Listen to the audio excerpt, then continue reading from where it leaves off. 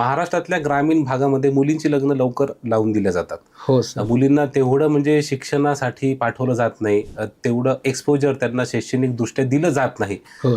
एकंदरीत या गोष्टीबद्दल तुम्हाला काय वाटतं?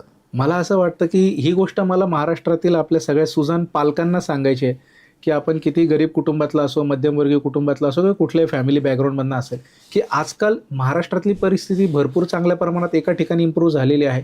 ती म्हणजे की ग्रॅज्युएशनपर्यंत शक्यतो प्रत्येक मुलीला शिकण्यासाठी सपोर्ट हा मिळतोच मिळतो, जे मेजर कुठलंही ग्रॅज्युएशन असेल.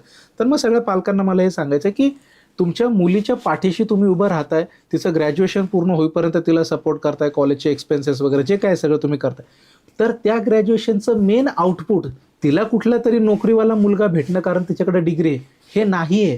त्या ग्रॅज्युएशनचं मेन आउटपुट आहे की तिने स्वतःच्या पायावरती सुद्धा व्यवस्थित उभं राहावं, जेणेकरून भविष्यामध्ये ज्या कुठल्या घरामध्ये ती लग्न करून जाणार आहे ती त्या घराला सुद्धा चांगला सपोर्ट करणार आहे. आणि एक आई वडील म्हणून जर इमर्जन्सी गरज पडली तर तुम्हाला सुद्धा ती चांगलं सपोर्ट करणार आहे. पण हे त्या कामाचं मेन आउटपुट आहे.